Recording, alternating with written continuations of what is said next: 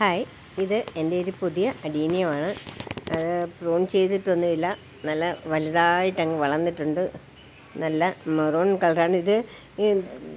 കഴിഞ്ഞ ദിവസമൊക്കെ നല്ല മഴ പെയ്തത് കൊണ്ടാണ് ഇന്നത് വെയിലത്ത് നിന്നാണ്, പക്ഷേ അതിൻ്റെ അരികൊക്കെ അങ്ങ് ഉണങ്ങിപ്പോയി.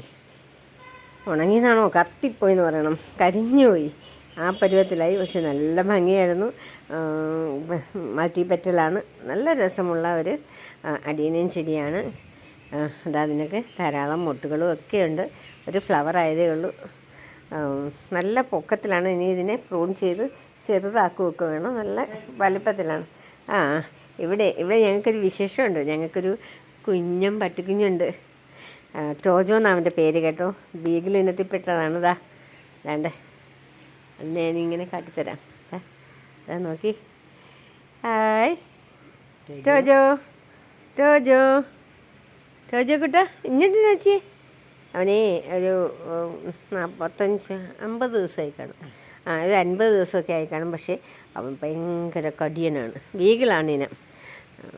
അങ്ങനെ കടിക്കുന്ന ഒരു പരുവാണ്. ഇഞ്ചക്ഷനൊക്കെ എടുത്തതാണ്, പക്ഷെ അത് നല്ലപോലെ കടിക്കും. അതുകൊണ്ട് ഈ കൊച്ചുങ്ങളൊക്കെ എത്ര കൺട്രോൾ ചെയ്താലും അവർ സംസാരിക്കും. ഇതെൻ്റെ ഇളയ മകനാണ്.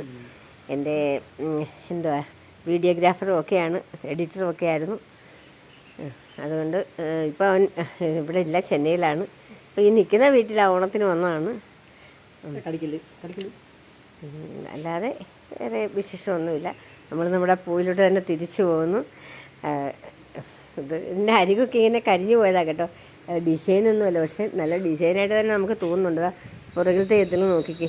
നല്ല വെയിലത്ത് നിന്നാൽ ഇത് വെയിലത്ത് തന്നെയാണ് നിന്നുകൊണ്ടിരുന്നതും, പക്ഷേ മഴ വന്നത് കൊണ്ടായിരിക്കും. നല്ല രസമില്ലേ കൂട്ടുകാരെ എൻ്റെ ഈ അഡീനിയം പൂവാണ്.